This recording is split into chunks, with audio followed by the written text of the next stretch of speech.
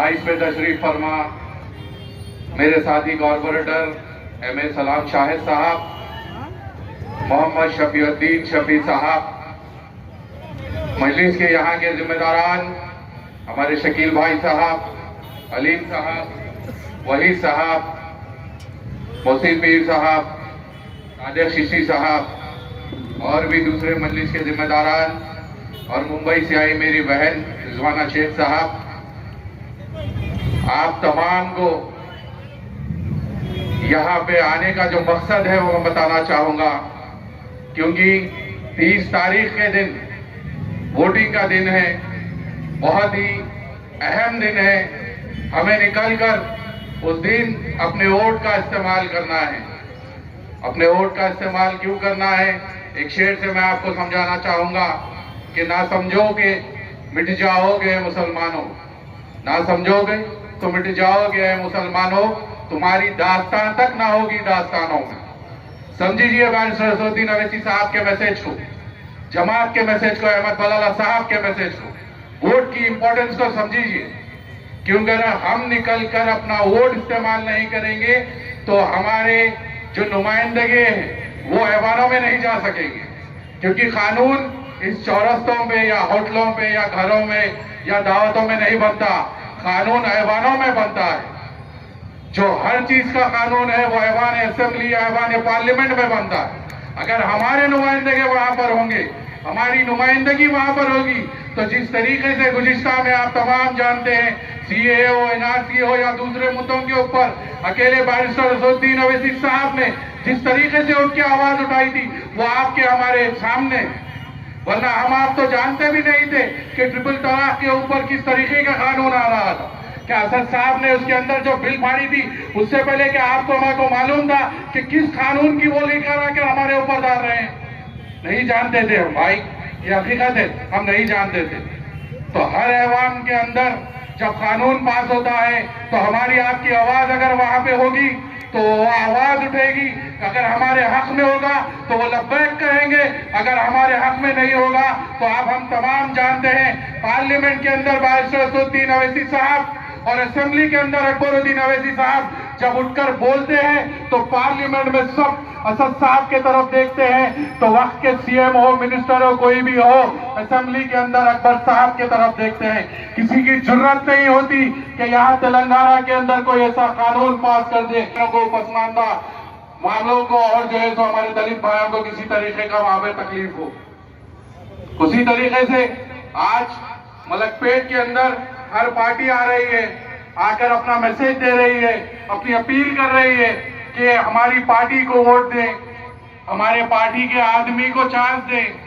तो ऐसी एक दौरे के अंदर एक काला पूछे कि ठीक है अगर देना है तो क्यों देना है, रीजन बताइए।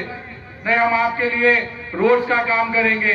वो बोले ऑलरेडी हमारे पास हर जगह माशाल्लाह स्लम्स के अंदर भी सीसी रोड है, हर जगह पीडीसीसी रोड है, इसका काम हो चुका है, कुछ बाकी है वो भी बलाला साहब करा देंगे। और क्या करेंगे आप, पानी की लाइन ऑलरेडी है, सेवरेज ऑलरेडी है, वॉश ड्रेन वो भी है, पावर सबस्टेशन वो भी है। हर वो डेवलपमेंट की चीज बलाला साहब ने पिछले 15 साल से हमारे बीच में रहकर करवाई है। आप क्या करेंगे? नहीं हम 15 साल हो गए ना उनको, हमारे को चांस दो। मतलब उनके पास बोलने के लिए कुछ नहीं है, इल्जाम लगाने के लिए कुछ नहीं है, सिर्फ बातें। तो मैं आपके सामने मलकपेट डेवलपमेंट के कुछ चीज रखना चाहूंगा। बीडीसीसी रोड्स और ब्रिजेस का जो मलकपेट काउंसिल में सिर्फ नहीं, वो 5 साल के अंदर जो सैंक्शन हुए हैं, जो काम हो चुके हैं और जो होने वाले हैं, उसकी मैं आपको डिटेल देना चाहता हूं। बीडीसीसी रोड और ब्रिजेस 720 करोड़ रुपए, 720 करोड़ रुपए की ये नुमाइंदगी अहमद बलाला साहब की है, ये कामयाबी मजलिस की है, जो मलकपेट कॉन्स्टिट्यूंसी के अंदर 720 करोड़ के काम सैंक्शन हुए हैं। उसके अंदर कई काम हो चुके हैं और कई काम होना है, जिसमें 2 बड़े ब्रिजेस हैं। एक चादर घाट का ये छोटा ब्रिज, दूसरा मुसरमबाग का ब्रिज, जो पानी आते ही उसके ऊपर पानी आ जाता है, वो ब्रिजेस को रोका जाता है। ये मजलिस की नुमाइंदगी है, कामयाब नुमाइंदगी। उसके अलावा मलकपेट कॉन्स्टिट्यूंसी के अंदर 75 करोड़ से ज्यादा अब तक वाटर और सीवरेज लाइन डल चुके, 75 करोड़ से 75 करोड़ से ज्यादा, ये मजलिस की कामयाब नुमाइंदगी। उसके बाद 2 सबस्टेशन और करंट के ऊपर, इलेक्ट्रिसिटी के ऊपर 240 करोड़ से ज्यादा यहाँ पर सैंक्शन हुआ है पिछले 5 साल में। मैं 15 साल की बात नहीं कर रहा हूँ, पिछले 5 साल के अंदर। एक सबस्टेशन अकबरबाग के अंदर है और तो दूसरा सबस्टेशन यहाँ पर डबिलपुरा जो दवाखाना है, जो आदमपुरा डिवीजन मलकपेट कॉन्स्टिट्यूंसी में आता है, उसके अंदर है। और हर जगह नए transformer, underground cables, UG cable, हर चीज का काम यहाँ पर मजलिस की नुमाइंदगी पर रहबर बलाला साहब की कामयाब नुमाइंदगी के ऊपर चल रहा है। उससे हटके दूसरे शोबे में जो कहते हैं डेवलपमेंट नहीं हुआ, उन्हें आप बताइए ये है। अगर वो जानना चाहते हैं तो जाइए आरटीआई करिए, आरटीआई के अंदर पूरा जवाब आ जाएगा। ये हम बोले आप सुने, आप बोले हम सुने नहीं है, ये दूसरे पार्टियों के ऐसा नहीं है। यहाँ से अगर मजलिस के दायित्व से अगर मैं बोल रहा हूँ तो पूरी जिम्मेदारी के साथ बोल रहा हूँ। आप आरटीआई करके देख लीजिए कि मलकपेट में अहमद बलाला साहब ने किस तरीके से सैंक्शन कराए।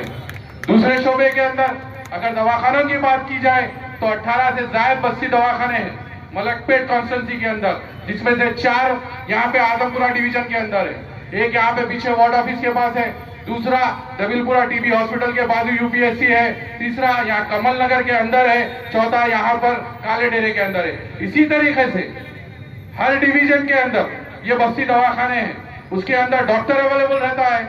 वहां पर हमारे जो मुसलमान, हमारे दलित भाई, हिंदू तमाम लोग जाते हैं। अगर अपने बच्चों की तबीयत खराब हुई, उनकी तबीयत खराब हुई तो जाकर मुफ्त में वहां पर इलाज कराते हैं। वहां पर गोलियां, मेडिसिन, हर वो चीज की है। उसके अलावा जो यहाँ पर सोहेल होटल के बाजू जो पुलिस दवाखाने के नाम से आप हम तमाम जानते हैं, वो एमएन एरिया हॉस्पिटल बन चुका है। वो पहले किस तरीके का हुआ करता था, आज किस तरीके का हुआ करता है, मैं आपको डिटेल इसमें से कुछ बताना चाहूंगा कि पहले उसके अंदर एक नॉर्मल जाकर जैसा यहाँ बस्ती दवाखानों में दिखाते थे वैसा था। लेकिन जब बलाला साहब ने फैसल सऊदीन अवैसी साहब के साथ वहां का दौरा किया, उसके बाद बलाला साहब ने वहां पर नुमाइंदगी कर सैंक्शन कराकर 88 ऑक्सीजन बेड्स है उसके अंदर ऑक्सीजन का प्लांट लगाया गया। अगर खुदा ना खास्ता आसमानी सुल्तानी जैसा इससे पहले आई थी, कोविड के अंदर ऑक्सीजन सिलेंडर, ऑक्सीजन बेड की कमी थी, खुदा ना खास्ता अगर आज आ जाए तो हमारे बाजू में ये हॉस्पिटल है, अल्लाह ना करे ऐसा टाइम आए, लेकिन उसकी भी आगे की सोच की रखते हुए बलाला साहब ने वो भी सैंक्शन कराकर 88 ऑक्सीजन बेड्स है। 50 से ज्यादा टेस्ट फ्री में होते हैं वहां पर, 50 से ज्यादा डॉक्टर्स अवेलेबल रहते हैं, एडमिट होते हैं। अगर हमारी कोई बहन प्रेग्नेंट है तो उनकी डिलीवरी का वहां पर होता है, उसके बाद केसीआर किट दी जाती है वहां पर। ये मजलिस की नुमाइंदगी। मजलिस सिर्फ डेवलपमेंट के ऊपर काम कर रही है। मजलिस जब भी डाइस से बात करती है तो डेवलपमेंट की ही बात करती है, इंतशार की बात नहीं करती, इत्तेहाद की बात करती है। और बलाला साहब को आप अगर देखें तो वो जब से 2009 के बाद से मलकपेट के अंदर चुन के आए हैं तो यहाँ का माहौल एक गुलदस्ते के जैसा है, क्योंकि गुलदस्ते के अंदर हर किस्म का फूल होता है। आज मुस्लिम हो, हिंदू हो, दलित हो, क्रिश्चियन हो, सिख हो, कोई भी हो, आज सब मिलकर काम कर रहे हैं। हंसी खुशी का माहौल है, किसी तरीके का कोई भी यहाँ पे कम्युनिज्म नहीं है। कोई भी उठ के ये नहीं बोल सकता कि हम बलाला साहब के पास जाकर हमारा काम बोले और इस बुनियाद पे हमारा काम नहीं करे। आप तमाम गवाह हैं, आज इस महफिल में भी हमारे बड़े हैं, बुजुर्ग हैं, हमारे दलित भाई है, हमारे हिंदू भाई है, सब यहाँ पर ठहरे हुए। ये ठहरने का मकसद यही है कि पिछले 15 साल से जिस तरीके से बलाला साहब ने हम तमाम के बीच में रहकर खिदमत की है, ये उसका नतीजा है। आज कहीं भी जाते हैं, पद यात्रा करते हैं, ग्रुप मीटिंग्स करते हैं या किसी से मुलाकात होती है, हमारे हिंदू भाई हो, दलित भाई हो, अंदर बुला के बलाला साहब को बिठा के बोलते हैं कि 15 साल पहले जब आप चुने गए थे तब आपने ये प्रॉमिस किया था, मैं ना हिंदू देखूंगा, ना मुसलमान देखूंगा, ना सिख देखूंगा, ना कोई भी चीज में अगर मुझे कॉल आएगा तो मैं हाजिर हूँ। आज आपने उस बात को साबित कर दिया है। आप बेफिक्र होकर चलाइए, हमारे पूरी कम्युनिटी को वोट आपको है। ये बलाला साहब की खिदमत है। इस तरीके से बलाला साहब ने मलकपेट के अंदर काम किया है। आज ये तमाम आकर कहते हैं कहाँ है डेवलपमेंट, अरे ये ही डेवलपमेंट है, इसे ही डेवलपमेंट कहते हैं। तुम शायद अपनी जातियत के ऊपर अगर कोई तरक्की को डेवलपमेंट कहते हो, वो तुम्हारा है। बलाला साहब का विजन तो ये है कि हर आदमी को, हर कम्युनिटी के आदमी को उसकी सहूलत पहुंचाई जाए। इसी तरीके से अगर स्टडीज, पढ़ाई के शोबे के अंदर देखा जाए तो यहाँ पर जो चादर घाट के पास जो आदमपुरा नंबर 2 स्कूल है, वो जब रेलवे का वहां पे मेट्रो का आ रहा था, वो पुरानी बिल्डिंग थी, तो बलाला साहब ने एक ही मुतालबा रखा, अगर ये बिल्डिंग निकाल रहे हैं तो इससे अच्छी बिल्डिंग बनाना। अगर उसके अंदर ये कंस्ट्रक्शन होगा, इसके अंदर मेरे बच्चे, मेरे ये बस्ती के जितने बच्चे हैं पूरे यहाँ पर पढ़ सकेंगे, तभी इसको हाथ लगाना, वरना मैं हाथ भी नहीं लगाने दूंगा। ये उनकी नुमाइंदगी है। उसके बाद आज जाके देखिए वहां पर हजारों बच्चे उसके अंदर तालीम हासिल कर रहे हैं। किस तरीके से नई बिल्डिंग वहां पर बनाई गई। उसी तरीके से चंचलगुड़ा जूनियर कॉलेज के अंदर जो पुरानी बिल्डिंग थी, जो एकदम बोसीदा हो चुकी थी, जिसके अंदर लीकेजेस आ चुके थे, उसके अंदर आज आप जाके देखिए नई बिल्डिंग का तामीर चल रहा है, उसकी भी लागत 20 करोड़ से ज्यादा है। तो ये डेवलपमेंट नहीं है तो क्या है? मुनाफिकों के कानों में समझ में तो आता है, दिमाग में तो बैठता है, लेकिन मुंह से नहीं निकलता। लेकिन ये है हकीकत मलकपेट की, ये है हकीकत मजलिस इत्तेहादुल मुस्लिमीन की और आपके हमारे हरदिल अजीज कायद जनाब अहमद बलाला साहब की। आज वो चाहते हैं कि उस कैंपस के अंदर स्कूल हो, इंटर का कॉलेज हो, डिग्री कॉलेज हो और 7,000 से ज्यादा 7,000 से 8,000 बच्चे उसके अंदर तालीम हासिल करके निकले। इस तरीके का काम अहमद बलाला साहब हमारे बीच में कर रहे हैं। इससे हटके बलाला साहब ने हर डिवीजन के अंदर, बस्ती दवाखानों के अंदर, हर डिवीजन के अंदर, कम्युनिटी हॉल्स के अंदर एक एक सिविंग सेंटर डाला है, जिसके अंदर आप जाकर हमारी जो माँ बहनें हैं वो वहां पर एडमिशन ले सकती है।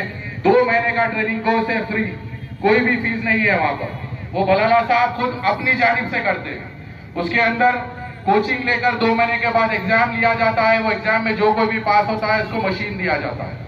इस तरीके से 3,000 से ज्यादा मशीन अब तक मलकपेट डिवीजन के अंदर अल्हम्दुलिल्लाह बलाला साहब की नुमाइंदगी पर दे चुके। उसके अलावा उसके बाद जो सीखते हैं उनको कंपनी से स्कूल ड्रेस, दूसरे सिविंग के जो ऑर्डर्स होते हैं वो उनको दिलाते हैं, ताकि वो घर बैठे एक मेहनत की रोजी कमा सके। ये बलाला साहब का विजन है। इस तरीके से मजलिस काम कर रही है। उसके अलावा बलाला साहब की जानिब से सालार पकवान गैस अभी तक 10,000 से ज्यादा मलकपेट कॉन्स्टिट्यूंसी के अंदर दे चुके हैं। इस तरीके से बलाला साहब काम कर रहे हैं। हर शोबे के अंदर उनकी कामयाब नुमाइंदगी है। हर लोगों को साथ लेकर चल रहे हैं। और क्या चाहिए हमें? हम जब लीडर चुनते हैं तो हमारा मकसद यह होता है, हम एक बार निकल के वोट दें, उसके बाद 5 साल अपनी जरूरियाती जिंदगी में मसरूफ रहते हैं। उनका काम होता है कि हमारी हर जरूरत को पूरा करना। क्या उन्होंने नहीं किया? मैं आपसे पूछना चाहूँ, आप गवाह हैं, आप तमाम जानते हैं कि रात के 1 बजे भी फोन करें तो वो फोन का रेस्पॉन्स देते हैं। कोविड के अंदर मुझे बता दीजिए कौन था आपके दरमियान? कौन सी पार्टी थी आपके दरमियान? क्या ये कांग्रेस थी, बीजेपी थी, ये दूसरे जो किराए के टट्टू आए ये थे आपके बीच में? आपके बीच में अगर थे तो सिर्फ अहमद बलाला साहब थे, जमात के कॉर्पोरेटर्स थे, जमात के इब्तिदाई सदर व मुतमदीन थे, ये लोग आपके बीच में थे। क्योंकि बारिस्टर असदुद्दीन अवैसी साहब का जब मैसेज आया, जब ऐलान आया कि इस कोविड के दौर में तमाम मजलिस अराकीन, मजलिस बल्दिया और तमाम सदर मुतमदीन अपने घरों से बाहर निकले, जहां कहीं भी जरूरत है वहां पर पहुंच के उनकी जरूरत पूरा करें। तो यही मजलिस थी, यही बलाला साहब थे कि मलकपेट डिवीजन के, मलकपेट कॉन्स्टिट्यूंसी के हर डिवीजन के अंदर जाकर हर कंट्रोलमेंट एरिया, क्योंकि आपको घर से निकलने की इजाजत नहीं थी, सरकार की तरफ से लॉकडाउन हो चुका था, हर तरफ सन्नाटा था, कोई भी घर से नहीं निकल सक रहे थे। हर एक के पास एक सीधी बात अगर मैं बोलूं तो मौत का खौफ था। आगे क्या होगा किसे नहीं पता था। भाई भाई के घर पे नहीं जा सकता था, पड़ोस को नहीं पूछ सकता था, कोई मेडिकल हॉल नहीं जा सकता था, कोई राशन की दुकान खुली नहीं थी। उस वक्त में भी कंट्रोलमेंट एरिया के अंदर आकर बलाला साहब ने अपने कॉर्पोरेटर्स, अपने सदर इज्तिमाई मुतमदीन के साथ राशन किट्स आप तक पहुंचाए। 50,000 से ज्यादा राशन किट आप तक पहुंचाए। ये कोई एहसान नहीं किया। बलाला साहब खुद ये बोलते, मैं ये करके एहसान नहीं करा, वो मुझे चुने हैं, मेरा फरीजा है, मैं ये करा। लेकिन आप पूछिए मुनाफिकीन को, आपके बुरे वक्त में कौन साथ थे? मैं आपको बता चुका हूं। जब ऑक्सीजन सिलेंडर की जरूरत थी तो कौन थे आपके हमारे बीच में? बताइए आप कौन थे? जब ऑक्सीजन पैसे लेकर भी कई जने जाकर लेना चाह रहे थे सिलेंडर, लेकिन नहीं मिल रहा था, उस वक्त में भी बलाला साहब की जानिब से ऑक्सीजन सिलेंडर मुहैया कराए गए फ्री में। उसके बाद जो कोई दवाखाने को नहीं जा सकता था, दवाखाने से वापस घर को नहीं आ सकता था, उसके लिए एम्बुलेंस की सर्विस लगाई बलाला साहब ने। हर वो टाइम पे बलाला साहब ने आपका साथ दिया। कोई हॉस्पिटल के अंदर बेड नहीं मिल रहा, बलाला साहब को फोन करे, साहब बेड नहीं मिल रहा, ठीक है मैं करा रहा हूँ अरेंज, चाहे वो गांधी हॉस्पिटल, किंग कोठी हॉस्पिटल, यशोदा हॉस्पिटल, अतराफ के कोई भी हॉस्पिटल के अंदर वो बेड अरेंज करा के आपको कॉल बैक करके बोलते थे फलाने हॉस्पिटल में फलाना है, आप वहां पे जाओ। ये बलाला साहब करे नहीं करे, आप इसकी गवाही देते नहीं। तो जब बलाला साहब हर चीज में हमारे साथ थे, तो क्या आज हमारा फरीजा नहीं है कि ये 30 तारीख के दिन निकल कर बलाला साहब को वोट करना? जब फ्लड्स आए तब कौन थे आपके दरमियान में? यहाँ आजमपुरा डिवीजन पे, यहाँ पे मूसा नगर, कमल नगर, रसूलपुरा और ये हमारे जो आरयूबी ब्रिज यहाँ से जो पानी गुजरता है, उसका एक छोटा सा वाकया मैं आपको सुनाना चाहूंगा। बालापुर में जब बारिशा हुए थे, वहां पे जो कटा टूटा था, तो रात के 12:30 बजे बलाला साहब मुझे फोन करे, बेटा यहाँ का माहौल कैसा है? बोला साहब कुछ भी नहीं है, पानी पड़ रहा, पानी उसके ऊपर से जा रहा, वो छोटा ब्रिज है, थोड़ी देर में वो भी खुल जाता। नहीं बेटा, वहां का कट्टा टूट गया, यहाँ पे कभी भी पानी आ सकता। तो आजमपुरे का ये जो C क्लास का बेल्ट है और पीछे जो ग्राउंडों का बेल्ट है, उसके अंदर बहुत ही तेज और बहुत ही हाइट तक पानी आने वाला है, मेरे को उसकी फिक्र। फिर 2 बजे फोन करे, बेटा पानी आया क्या यहाँ पे? मैं बोला नहीं साहब अभी तक पानी नहीं आया, हम लोग भी यहीं पे है, आप इतनी फिक्र मत करिए, हम देख रहे हो। तो बोले नहीं वैसा नहीं है, वहां पे आएगा पानी, मेरे को अंदाजा है क्योंकि बालापुर से होते हुए, गुट्टे से होते हुए पूरा पानी यहीं से जाके मूसी रिवर में मिलता है। उसके बाद रात के 3:30 को जब पानी आया, मैं कॉल करने से पहले बलाला साहब यहाँ पे अपनी इसूजू में आके ठहरे हुए। ये उन्होंने दर्द रखते अपनी आवाम के लिए। रात के 3:30 बजे आपके हल्का असेंबली के एमएलए यहाँ पर आके ठहरे हुए। 2009 से पहले भी एमएलए थे ना यहाँ पे, बीजेपी का भी था, कांग्रेस का भी था, टीडीपी का भी था, तो कौन रहते थे आवाम के दरमियान में? और 2009 के बाद से जो यहाँ का माहौल है वो आप हम तमाम जानते हैं। तो मेरी आपसे ये अदबन गुजारिश है कि अपने सफों में इत्तेहाद पैदा करिए। ये आके इंतशार पैदा कर रहे हैं, आपकी सफों को तोड़ने जा रहे हैं। आपकी ये कोई बाहर से नहीं आते, ये मीर सादिक मीर जाफर की औलाद अपने में से ही उठता है, अपने में से उठ के एक नई बात करते हैं। लेकिन आपको इनको मुंह तोड़ जवाब देना है, आपको अपने इत्तेहाद का सबूत देना है, आपको ये बताना है कि हम मजलिस इत्तेहाद और मुस्लिमीन के साथ है, हम बलाला साहब के साथ है, हम असद साहब के हाथ को मजबूत करेंगे और मजलिस इत्तेहाद और मुस्लिमीन को अपना वोट देंगे ना भाई इंशाअल्लाह। क्योंकि गुज़िश्ता में अल्हम्दुलिल्लाह मैं फख्र के साथ कह सकता हूं, जो मलकपेट कॉन्स्टिट्यूंसी का लास्ट इलेक्शन हुआ था, उसमें आजमपुरा डिवीजन से सबसे ज्यादा वोट बलाला साहब को मिले। तो मेरी यही एक्सपेक्टेशन है, आप तमाम से यही अपील है कि इस वक्त भी आप तमाम आजमपुरा मलकपेट के अवाम मुत्तहिद होकर बलाला साहब को वोट डालें। 3 नंबर पर बलाला साहब की फोटो और पतंग का निशान है, आप तमाम निकलकर 30 तारीख के दिन उस पतंग के निशान को दबाकर बारिस्टर असदुद्दीन ओवैसी साहब के हाथ को मजबूत करें और अहमद बलाला साहब को 50,000 की ज़ायद वोटों से जिताएं। शुक्रिया।